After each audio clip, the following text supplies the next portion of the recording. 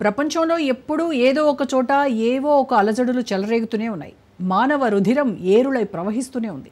మతం పేరుతోనో ప్రాంతం పేరుతోనో మారణకాండ సాగుతూనే ఉంది. ఒకవైపు యుక్రెయిన్ రష్యా యుద్ధం ప్రపంచ ఆర్థిక వ్యవస్థను అతలాకుతలం చేసింది. ఇజ్రాయెల్ హమాస్ దాడులు గాజాను రక్తసిక్తం చేశాయి. పాక్ ప్రేరణతో భారత్లో ఉగ్రవాదం ప్రబలింది. వార్ ఏదైనా, ప్లేస్ ఎక్కడైనా అగ్రరాజ్యం మాత్రం జోక్యం చేసుకుంటూనే ఉంది. యుద్ధాలతో చలి కాచుకుంటోంది. అన్నింటిలోనూ కాలు దూవుతోంది.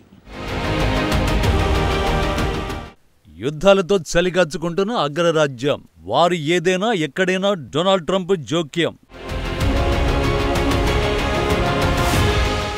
ఇజ్రాయెల్కు అగ్రరాజ్యం అమెరికా మిలిటరీ సాయం.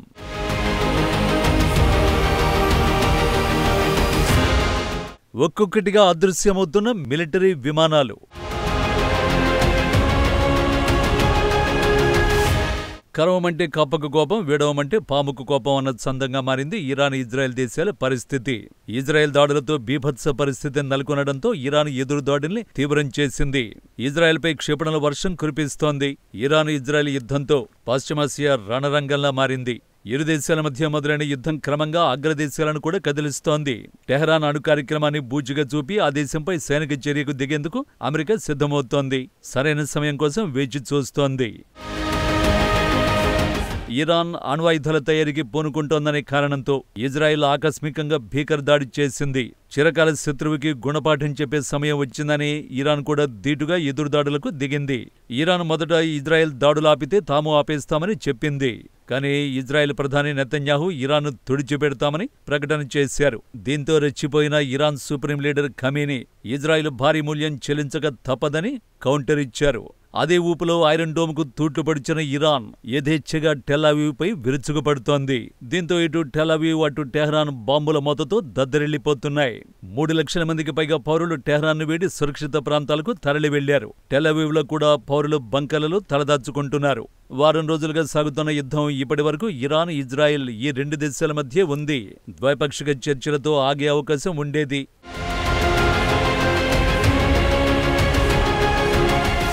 కానీ ఇప్పుడు అమెరికా రూపంలో మూడో పక్షం యుద్ధంలోకి ఎంటర్ అయ్యే సూచనలు స్పష్టంగా కనిపిస్తున్నాయి. ట్రంప్ ఇరాన్కు కఠిన హెచ్చరికలు జారీ చేయడం యుద్ధం మరో స్థాయికి చేరుతుందన్న సంకేతాలను ఇస్తోంది.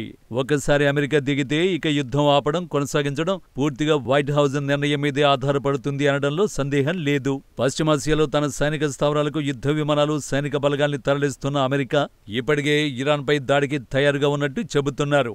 ఈ క్రమంలోనే అమెరికా అత్యంత శత్రు దుర్భేద్య విమానమైన డూమ్స్డే ఎయిర్క్రాఫ్ట్ కనిపించింది. ఇది E-4B రకానికి చెందిన విమానం. డూమ్స్డే ఎయిర్క్రాఫ్ట్ హఠాత్తుగా అగ్రరాజ్యం గగనతలంలో కనిపించి ఆశ్చర్యానికి గురిచేసింది. యుద్ధంలో ఇరాన్పై అమెరికా బాంబులేస్తే ప్రతిదాడిగా ఇరాన్ సైతం అమెరికాపై బాంబుల వర్షం కురిపించొచ్చు.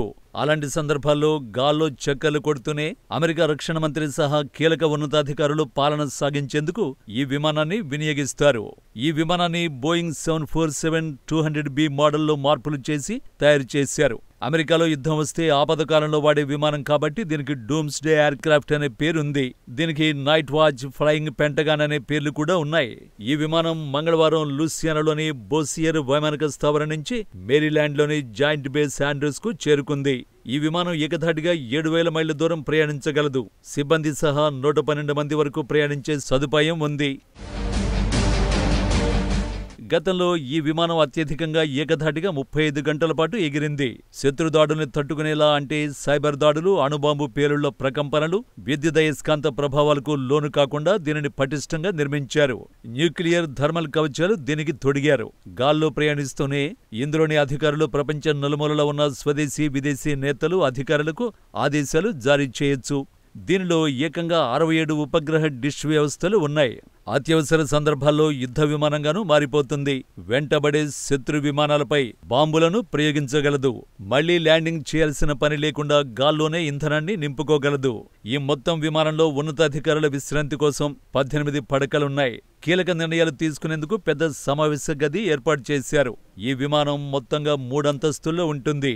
9/11 దాడుల తర్వాత ఈ సిరీస్ విమానంలో నాటి అధ్యక్షుడు జార్జ్ బుష్ పలుమార్లు ప్రయాణించారు. 1995లోనూ హరికేన్ ఓపెల్ ఘటన సమయంలో ఫెడరల్ ఎమర్జెన్సీ మేనేజ్మెంట్ ఏజెన్సీ ఉన్నతాధికారులు ఇందులోంచే కీలక నిర్ణయాలు తీసుకున్నారు. అమెరికా వాయుసేనలో ఇలాంటివి 4 విమానాలున్నాయి. యుద్ధ సన్నద్ధతను పరీక్షించేందుకే ఈ విమానాన్ని వాషింగ్టన్కు తీసుకొచ్చారన్న వార్తలు ఉన్నాయి. మరోవైపు ఖతర్లోని ఎయిర్బేస్లో ఉన్న అమెరికా మిలిటరీ విమానాలు ఒక్కొక్కటిగా అదృశ్యమవుతున్నట్టు ఉపగ్రహ చిత్రాలు చూపిస్తున్నాయి. ఈ మేరకు గత 2 వారాల నుంచి దాదాపు 40 మిలిటరీ విమానాలు అదృశ్యమైన శాటిలైట్ చిత్రాలు బయటకొచ్చాయి. ఇజ్రాయెల్ ఇరాన్ యుద్ధం తీవ్రమవుతుండటంతో ఇరాన్ దాడుల నుంచి తమ ఆస్తుల్ని రక్షించుకోవడం కోసమే అమెరికా వాటిని తరలించి ఉంటుందని నిపుణులు అంటున్నారు. జూన్ 5న ప్లానెట్ ల్యాబ్స్ నుంచి వచ్చిన ఉపగ్రహ చిత్రాలు అల్ ఉదీద్ ఎయిర్బేస్ వద్ద దాదాపు 40 సైనిక విమానాలు చూపించాయి. వీటిలో హెర్క్యులెస్ C-130 వంటి రవాణా విమానాలు, నిఘా విమానాలు ఉన్నట్టు తెలిపింది. అయితే జూన్ 19న విడుదల చేసిన మరో చిత్రంలో ఆ ప్రాంతంలో 3 విమానాలు మాత్రమే కనిపిస్తున్నట్టు వెల్లడించింది. అక్కడ ఉన్న విమానాలను హ్యాంగర్లలోకి గానీ లేదా ఆ ప్రాంతంలోని ఇతర స్థావరాలకు గానీ తరలించి ఉండొచ్చని అనుమానాన్ని వ్యక్తం చేసింది. అల్ ఉదీద్ స్థావరం ఇరాన్ సమీపంలో ఉండడం వల్ల అక్కడ ఉన్న యుఎస్ విమానాలు సిబ్బందిపై తీవ్ర ప్రభావం పడే అవకాశం ఉన్నట్లు అమెరికా ఆర్మీ లెఫ్టినెంట్ జనరల్ రక్షణ పరిశోధకుడు మార్కుస్ క్వాడ్జీ తెలిపారు.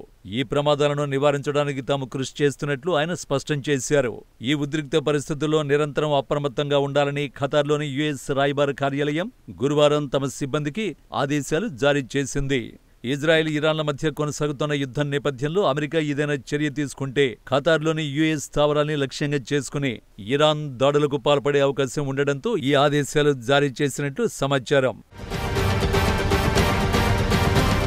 అయితే ఈ మొత్తం సీన్ చూసి అమెరికా బాగా ఎంజాయ్ చేయడమే కాదు, ఇరాన్ ఇకనైనా మొండిపట్టును వీడి తాము చెప్పినట్టు నడుచుకోవాలని అమెరికా అధ్యక్షుడు ట్రంప్ పనిలో పనిగా వార్నింగ్ ఇచ్చారు.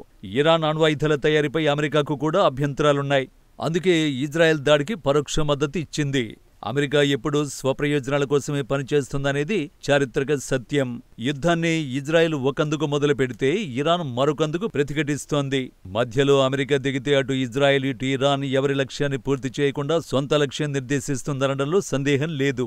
అదే జరిగితే ఇటు ఇరాన్కు అటు ఇజ్రాయెల్కు 2 దేశాలకు ఝలక్ తప్పదు. ఇజ్రాయెల్ మిత్రదేశం కాబట్టి దానికి అమెరికా పూర్తి అనుకూలంగా ఉంటుందనుకోవడం భ్రమే కావచ్చు. అమెరికా గేమ్ మొదలుపెట్టాక మిత్రుడు శత్రువని చూడదు. ఇక ట్రంప్ వైఖరిని కొన్ని నెలలుగా ప్రపంచం చూస్తూనే ఉంది. అలాంటి దేశం ఇలాంటి అధ్యక్షుడు కలిసి యుద్ధాన్ని ఎటు తీసుకువెళ్తారు అనేది ఊహించడం కష్టం. ఇరాన్పై ఇజ్రాయెల్ దాడులకు మద్దతు ఇవ్వాలా వద్దా అనే విషయంపై అమెరికా అధ్యక్షుడు ట్రంప్ 2 వారాల్లో నిర్ణయం తీసుకుంటారని వైట్ హౌస్ ప్రకటించడం, మిలిటరీ విమానాలను తరలించడం వంటి పరిస్థితుల నేపథ్యంలో అగ్రరాజ్యం ఎటువంటి నిర్ణయం తీసుకుంటుందనే విషయంపై సర్వత్రా ఆందోళన నెలకొంది.